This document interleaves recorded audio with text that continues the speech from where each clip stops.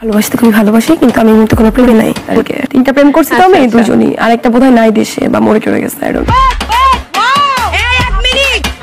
বাংলাদেশের ছাত্র আন্দোলনের সময় কোটার পুলিশ বলে ভাইরাল হয়েছিলেন ফারজানা সিথি।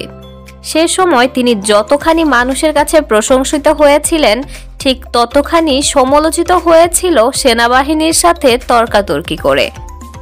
তার উগ্র মেজাজের কারণেই বিরক্ত হয়েছিলেন সকলে।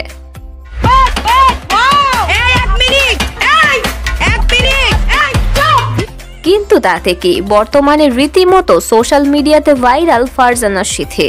তাকে বর্তমানে দেখা যাচ্ছে মিউজিক ভিডিওর মডেলিং করতেও।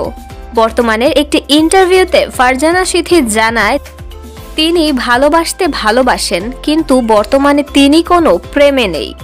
ভালোবাসতে খুবই ভালোবাসি, কিন্তু আমি এই মুহূর্তে কোনো প্রেমে নাই। তার জীবনে নাকি 3টি সিরিয়াস বয়ফ্রেন্ড ছিল। তিনটা প্রেম করছি তো আমি দুজনই, আরেকটা বোধহয় নাই দেশে।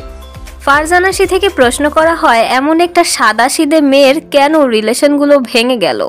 সিথি বর্তমানে ভাইরাল হয়ে যাওয়ার পরে কি তার আগের বয়ফ্রেন্ডরা তাকে দেখে আফসোস করে? এ বিষয়ে তিনি জানায় 5 আগস্ট নাকি তার প্রাক্তন 2 বয়ফ্রেন্ড তাকে স্বাধীনতার শুভেচ্ছা জানিয়েছিলেন। হ্যাঁ, আমার প্রাক্তন আমাকে খুশি এবং প্রাউড, সে আমাকে ফোন কল করে স্বাধীনতার শুভেচ্ছা দিয়েছিল। একজন জানায়নি বলে তিনি বলেন হয়তো সে দেশের বাইরে গেছে কিংবা মারা গেছে। তিনটা প্রেম করছি তো আমি দুজনই, আরেকটা বোধহয় নাই দেশে বা মরে চলে গেছে।